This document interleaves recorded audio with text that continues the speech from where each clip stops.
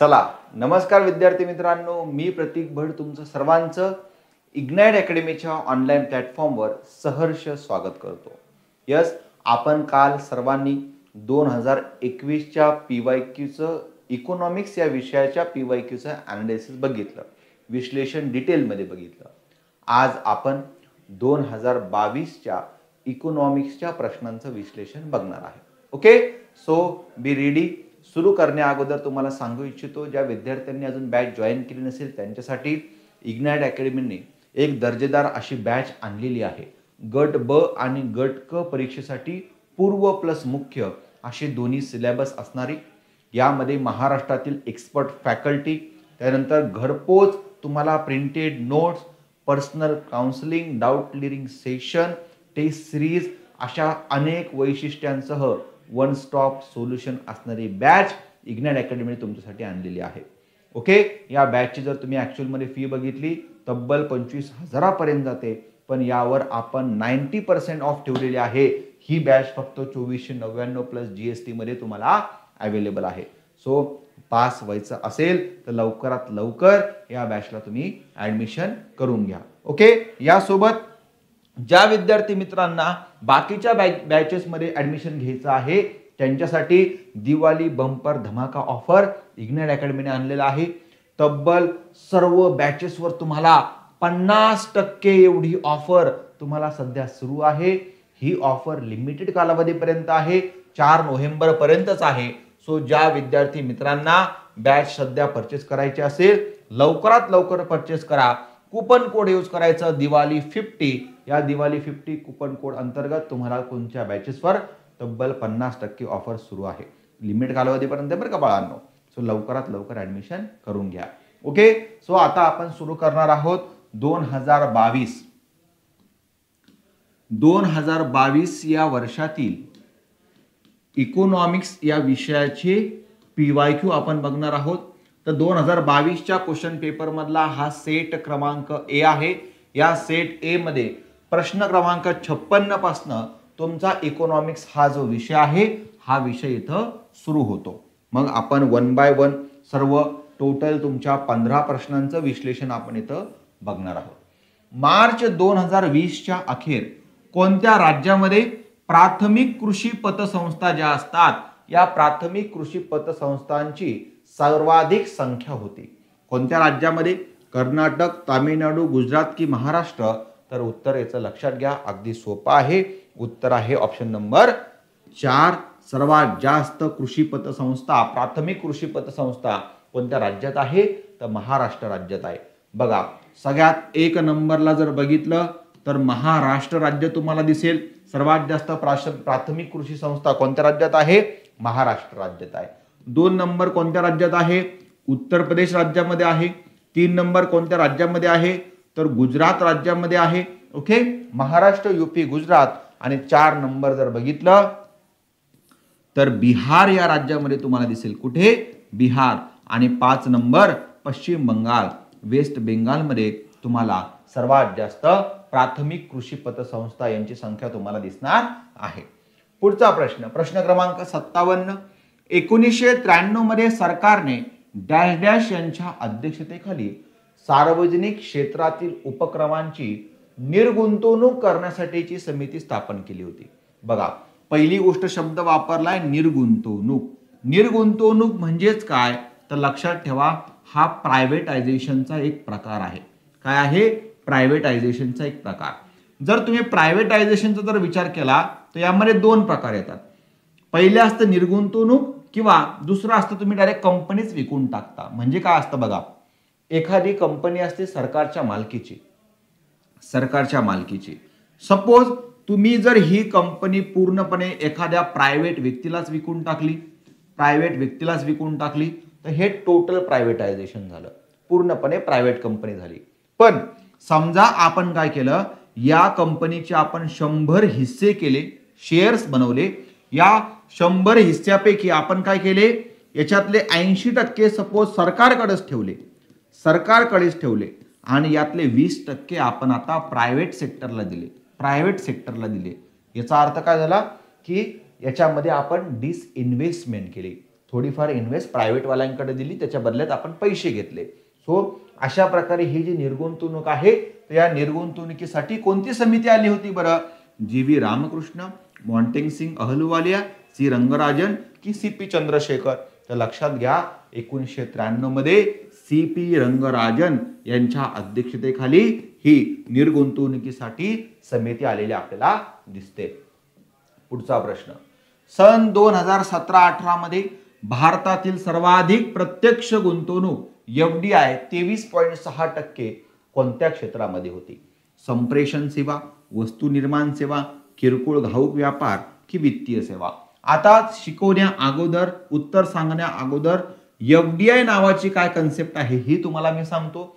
FDI ला म्हणतात foreign direct investment. काय म्हणतात? Foreign direct investment. म्हणजे काय? तर हा सपोज आपला भारत देश, या भारत देशामध्ये एखादी परकीय कंपनी येते, इथं जागा विकत घेते, जागा विकत घेऊन इथं कंपनी बांधते, प्रोडक्शन करते आणि सेल करते. याला म्हणतात डायरेक्ट इन्व्हेस्टमेंट. स्वतः येऊन सगळं बिझनेस करणं, कंपनी बांधणं, सगळे लेबर वगैरे ठेवणं आणि सेलिंग करणं, याला म्हणतात FDI. तर ही FDI सर्वात जास्त कोणत्या सेक्टरमध्ये झाली असं तुम्हाला प्रश्न आहे. तर 2017-18 मध्ये कोणत्या सेक्टरमध्ये झाली होती? संप्रेषण सेवा या सेक्टरमध्ये झालेली आपल्याला दिसते. कोणते? संप्रेषण. कोणत्या देशांमधनं सर्वात जास्त आली होती मग? तर सर्वात जास्त मॉरिशस या देशामधनं आपल्या देशामध्ये, मॉरिशस या देशामधनं आपल्या देशामध्ये FDI आली होती. त्यानंतर सिंगापूरचा क्रमांक लागतो, त्याच्यानंतर नेदरलँडचा क्रमांक लागतो. Okay, Netherland. कोणतं वर्ष? 2017-18 बद्दल आपण बोलतो आहे. चला पुढचा प्रश्न बघा, प्रश्न क्रमांक 59. वायू प्रदूषणाच्या वाढत्या समस्येचा सामना करण्यासाठी 2021-22च्या या अर्थसंकल्पामध्ये 10 लाखापेक्षा ज्या अधिक लोकसंख्या आहे अशा किती शहरांसाठी केंद्र सरकारने 2217 कोटी प्रदान करण्याचा प्रस्ताव ठेवला होता? 32 शहरं, 42 शहरं, 52 शहरं की 62 शहरं? तर अगदी फॅक्च्युअल स्वरूपामध्ये हा प्रश्न आहे. किती? तर तुमच्या 42 शहरांसाठी. पण कोणते 42 शहरं? ज्यांची लोकसंख्या 10 लाखांपेक्षा अधिक आहे. 10 लाख प्लस त्यांची संख्या आहे अशा शहरांसाठी हे 2217 कोटी रुपये साईडला ठेवले होते. का? तर त्यांच्यामधल्या वायू प्रदूषणाच्या समस्येचं काय करायचं होतं? आपल्याला निराकरण करायचं होतं. पुढं प्रश्न क्रमांक 60 बघा. देशातील द्वितीय क्रमांकाचा कृषी प्रधान उद्योग, देशातील सर्वात जुना आणि संघटित क्षेत्रातला उद्योग, जलद औद्योगिकरणाला कारणीभूत ठरणारा उद्योग, नवीन तंत्रज्ञानाचा वापर. जर तुमचा कन्सेप्ट क्लिअर असेल, अगदी बेसिक, तरी तुम्हाला या प्रश्नाचं उत्तर अपेक्षित आहे. कोणकोणते उद्योग दिले? सुती कापड, लोह स्टील, साखर उद्योग, वाहन उद्योग. बघा, देशातला द्वितीय क्रमांकाचा कृषी प्रधान उद्योग कोणता आहे? साखर उद्योग आहे. देशातला सर्वात जुना आणि संघटित क्षेत्र उद्योग सुती कापड उद्योग आहे. औद्योगिकरणास, जलद औद्योगिकरणास कारणीभूत उद्योग कोणता आहे? लोह आणि स्टील. आणि नवीन तंत्रज्ञान, टेक्नॉलॉजीचा वापर 4 वाहन उद्योग. सो उत्तर काय असलं पाहिजे? 3, 1, 2, 4. 3, 1, 2, 4. उत्तर आहे ऑप्शन नंबर 3. उत्तर आहे ऑप्शन नंबर 3. अशा काही अर्थव्यवस्थेबद्दलच्या ज्या फॅक्च्युअल गोष्टी असतात, या फॅक्च्युअल गोष्टी तुम्हाला माहित पाहिजे, तुम्ही पाठ करणं अपेक्षित आहे. हे सगळं तुम्हाला कुठे भेटेल? तर यस, PYQ मधनच तुम्हाला या अशा गोष्टी लक्षात ठेवायच्या असतात, कलेक्ट करायच्या असतात. पुढचा प्रश्न 61व्या क्रमांकाचा. नियंत्रक आणि महालेखा परीक्षक, ज्याला तुम्ही कॅग असे म्हणतात, यांना पुरवणी लेखा परीक्षणाचे जे आदेश देण्याचा अधिकार असतो, हा आदेश देण्याचा अधिकार असून लेखा परीक्षण अहवाल प्राप्त झाल्यापासून डॅश डॅश एवढ्या दिवसांच्या आत लेखा परीक्षणा अहवालावरती टिप्पणी करू शकतात. किती दिवसांच्या आत मग? 30 दिवस, 60 दिवस, 90 दिवस की 120 दिवस? तर याचं अगदी सोपं उत्तर आहे. उत्तर ऑप्शन नंबर 2. किती दिवसाच्या आत? 60 दिवसांच्या आत. लक्षात घ्या, भारतीय राज्यघटनेचा कलम क्रमांक 148 अंतर्गत controller and attorney general of India CAG नावाच्या या व्यक्तीची नेमणूक केली जाते. कॅग काय करत असतो? तर तुमच्या लेखा तपासणी म्हणजे काय? अकाउंटिंग चेक करत असतो. सीए जसं काम करतो ना तसा हा भारत सरकारचा सीए असतो.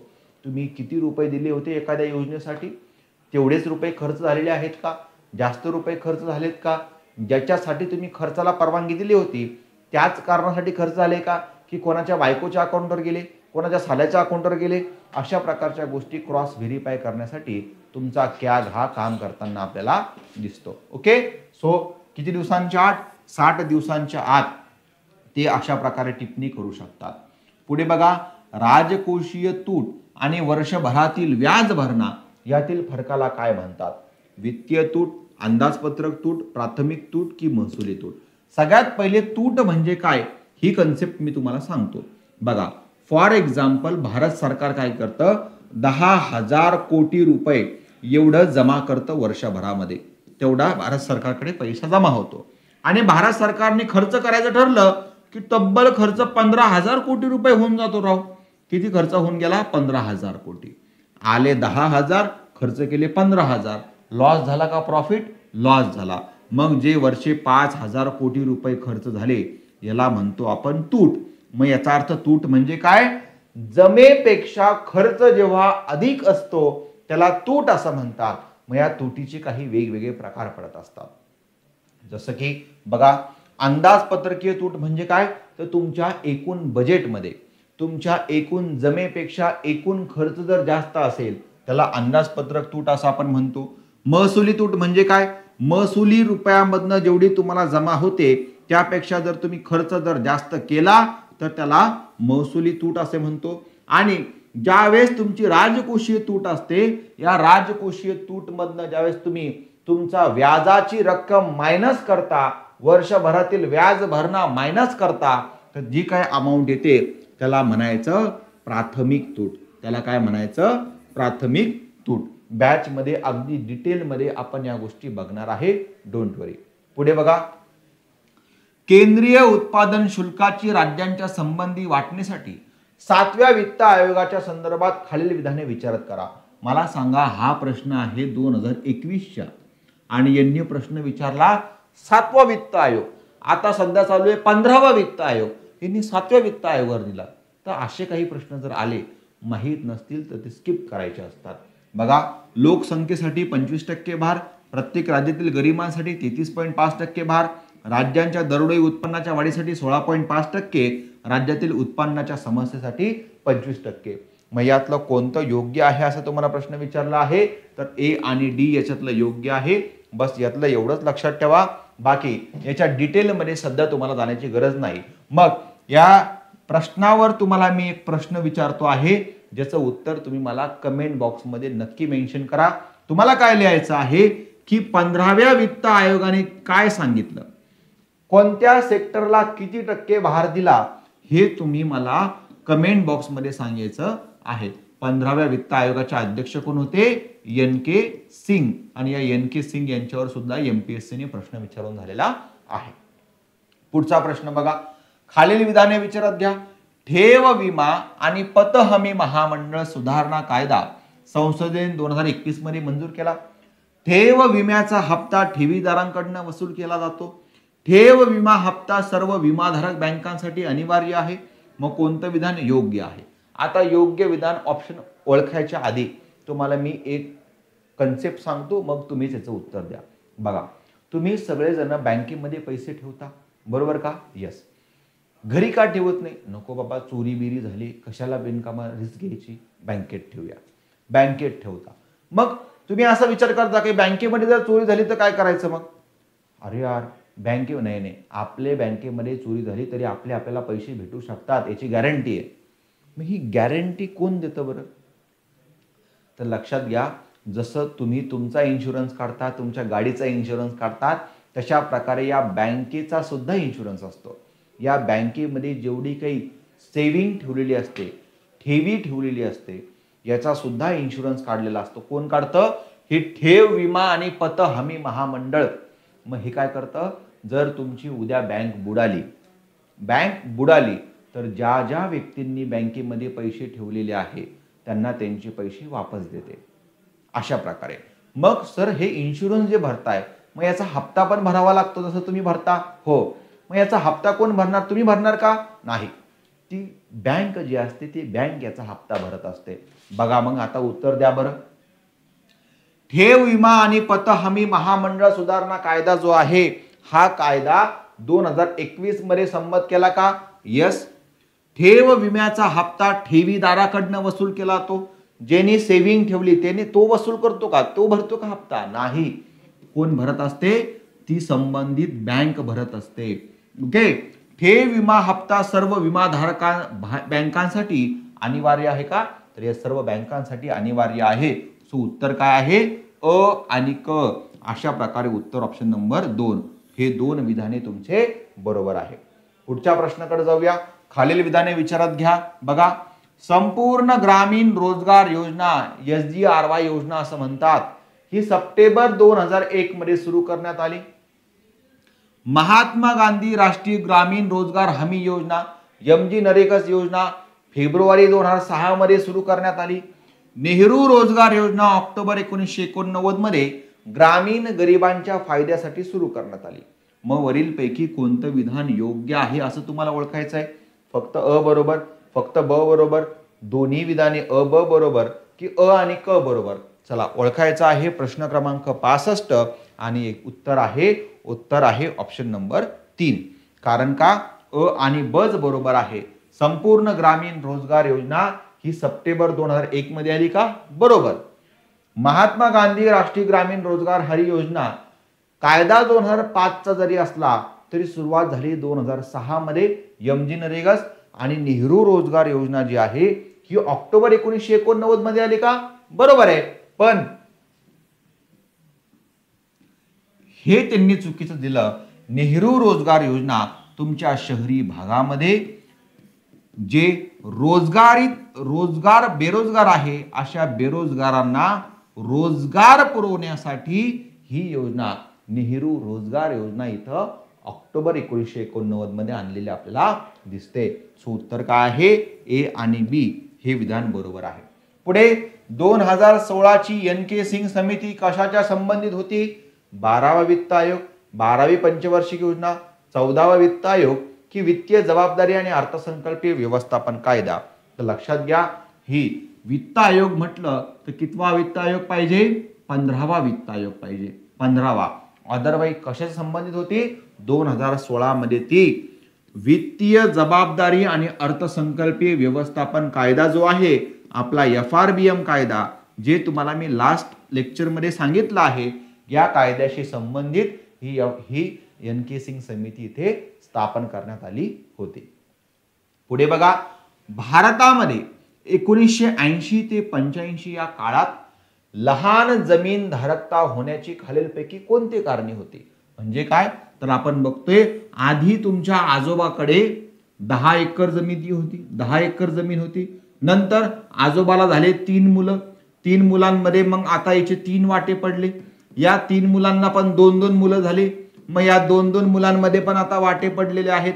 मग 10 एकराची तुमची आली, आता एक एक एकरावरच आलेली आपल्याला दिसते. एक 1.5 एकरावर आलेली दिसते. मग आता याची कारणे बघा कोणकोणती आहे. वारसा कायदा आहे का? यस, वारशाने तुमच्या जमिनी डिस्ट्रीब्यूट झाल्या. वेगाने वाढणारी लोकसंख्या, बरोबर आहे. ग्रामीण कर्जबाजारीपणा आणि वेगाने वाढणारी संयुक्त कुटुंब व्यवस्था. संयुक्त कुटुंब व्यवस्था हे असू शकतं का हो? संयुक्त कुटुंब जर असतं तर हे फूट झाली असती का? नाही. संयुक्त कुटुंब असतं तर सगळ्यांनी 10 एकरातच काम केलं असतं. पण नाही, आम्हाला एकत्र राहायचं नाही, आम्हाला वेगवेगळं राहायचंय. म्हणून फक्त कोणतं आहे? अ, ब आणि क हे याचं उत्तर आहे. कर्जबाजारीपणामुळे काय करतो आपण? लय कर्ज वाढलंय, अर्धा एकर विकून देऊ, इकडंच ठेवू. या सर्व गोष्टींमुळे ABC मध्ये काय झालं? जमीन धारकता जी आहे ही आपल्याकडे कमी झालेली आपल्याला दिसते. प्रश्न क्रमांक 68 बघा, राऊरकेला, भिलाई आणि दुर्गापूर येथे सार्वजनिक क्षेत्रातील 3 मोठे स्टील प्रकल्प कोणत्या पंचवार्षिक योजनेमध्ये उभारण्यात आले? अगदी सोपा असा प्रश्न आहे. पहिली पंचवार्षिक योजना, दुसरी पंचवार्षिक योजना, तिसरी की चौथी? चला कोणकोणते प्रकल्प सांगितले बरं आपल्याला? राऊरकेला, त्यानंतर आहे भिलाई आणि मग आहे दुर्गापूर. मग आहे दुर्गापूर. हे कोणते? सार्वजनिक क्षेत्रामधले 3 मोठे स्टील प्रकल्प आहे. सार्वजनिक क्षेत्र म्हणजेच काय? तर हे सरकारच्या मालकीचे आहे. हे सरकारच्या मालकीचे आहे. मग हे कोणत्या योजनेमध्ये सुरू झाले बरं? तर हे प्रकल्प दुसऱ्या पंचवार्षिक योजनेमध्ये सुरू झाले. कसं लक्षात ठेवायचं? कारण दुसऱ्या पंचवार्षिक योजनेचा भर कशावर होता? उद्योग, जड आणि मूलभूत उद्योगांवर तुमचा भर होता.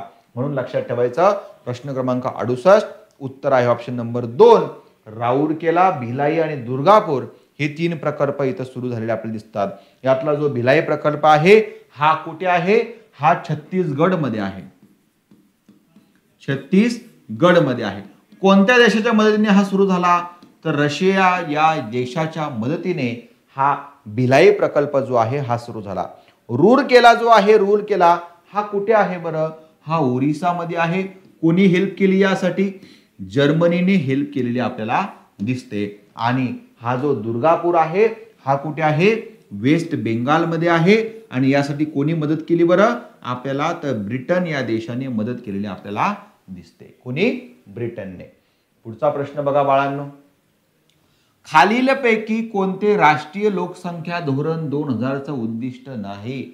लक्षात घ्या, मागच्याही क्वेश्चन पेपर मध्ये आपण बघितलं लोकसंख्या या टॉपिकवर प्रश्न आहे. याही प्रश्नपत्रिकेत लोकसंख्येवर प्रश्न आहे. म्हणजे लोकसंख्या भूगोलामधला घटक असून सुद्धा इकॉनॉमिक्स मध्ये सुद्धा दरवेळेस तुम्हाला प्रश्न विचारला जातोय. मागच्या प्रश्नपत्रिकेत कशावर प्रश्न होता?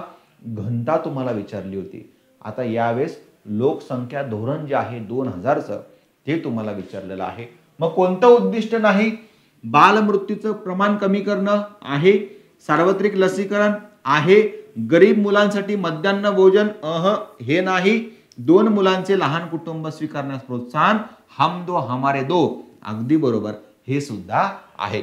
आता लक्षात घ्या, हे जे राष्ट्रीय लोकसंख्या धोरण जे आहे ना याचा मसुदा कोणी बनवला होता? तर MS स्वामीनाथन समिती होती. कोण होतं? MS स्वामीनाथन समिती. या स्वामीनाथन समितीने या राष्ट्रीय लोकसंख्या धोरण 2000चा मसुदा बनवला होता. या धोरणामध्ये आपल्याला 3 प्रकारचे उद्दिष्ट दिसतात बरं. एक आहे शॉर्ट टर्म जे अल्पावधीत पूर्ण करायचं आहे. दुसरं आहे मीडियम टर्म आणि तिसरं आहे लॉंग टर्म. असे 3 प्रकारचे उद्दिष्ट तुम्हाला दिसतात. हे नक्की तुम्हाला लक्षात ठेवावं लागणार आहे. लेक्चर मध्ये तर आपण बघूच, पण तुम्हाला जर भेटलं तर तुम्ही आता सुद्धा याला कुठेतरी डायरी मध्ये लिहून व्यवस्थित पाठ करू शकता. चला 70वा प्रश्न. खालीलपैकी कोणता भारतीय रिझर्व्ह बँकेचा परिणामात्मक मौद्रिक उपाय नाही? असं तुम्हाला प्रश्न विचारलाय. सगळ्यात पहिले बघा, भारतीय रिझर्व्ह बँक, या भारतीय रिझर्व्ह बँकेचे मौद्रिक उपाय 2 प्रकारचे असतात. पहिला प्रकार असतो क्वांटिटेटिव्ह, याला संख्यात्मक असे सुद्धा म्हणतात. दुसरा प्रकार असतो क्वालिटेटिव्ह. याला गुणात्मक असे सुद्धा म्हणतात. मग तुम्हाला प्रश्न विचारलाय परिणामात्मक कोणता उपाय नाही? जो क्वांटिटेटिव्ह असतो, संख्यात्मक, हा लगेच परिणाम घडवून आणत असतो. याचा उपाय लगेच, याने जे सोल्युशन असतात हे लगेच उपाय घडवून आणणारे असतात. मग बँक दर कशामध्ये येतो? क्वांटिटेटिव्ह मध्ये येतो. रोख राखीव प्रमाण CRR जो असतो हा याच्यामध्ये येतो. वैधानिक रोखता प्रमाण SLR हा सुद्धा याच्यामध्ये येतो. एकच उरतो जो नैतिक समजावणी, हा जातो गुणात्मक मध्ये. उत्तर आहे ऑप्शन नंबर 2. लक्षात घ्या, भारतीय रिझर्व्ह बँक देशामध्ये महागाई वाढू नये म्हणून वेगवेगळ्या गोष्टी करत असते. तर यामध्ये हे उपाय महत्त्वाचे असतात. ज्यावेळेस आपण बँकिंग हा टॉपिक शिकू, RBI शिकू, त्यावेळेस तुम्हाला मी मौद्रिक धोरण हा विषय शिकवणार आहे. अतिशय छान प्रकारे आपल्याला हा टॉपिक बघायचा आहे. सो अशा प्रकारे बाळांनो आपण तुमच्या या 2022 मधील जे इकॉनॉमिक्सचे 15 प्रश्न होते, या 15 प्रश्नांचं डिटेल प्रकारे छान प्रकारे तुम्हाला समजेल असं सोप्या भाषेमध्ये विश्लेषण बघितलं आहे. लेक्चर जर आवडला असेल तर नक्की लाईक करा आणि टीचिंग स्किल जर आवडली असेल तर विश्वास ठेवा, ही बॅच खूप छान प्रकारे सुरू आहे. लवकरात लवकर ऍडमिशन घेऊन घ्या. गट ब आणि गट क, पूर्व प्लस मुख्य असा दोन्ही सिलेबस तुम्हाला या बॅच मध्ये शिकवला जाणार आहे. यस, उद्या मग 2023 चे क्वेश्चन पेपर आपण बघणार आहोत. 2023 चे जे 15 PYQ आहे हे सुद्धा तुम्हाला रेकॉर्डेड स्वरूपामध्ये उद्या 4 वाजता अवेलेबल होऊन जातील. सो या क्वेश्चन पेपरमधला तुम्हाला काही डाऊट असेल तर तुम्ही मला कमेंट बॉक्समध्ये नक्की टाका. मी त्याचा रिप्लाय देण्याचा नक्की प्रयत्न करेन. Thank you so much. Happy Diwali all of you. काळजी घ्या. खूप सारा अभ्यास पण करा.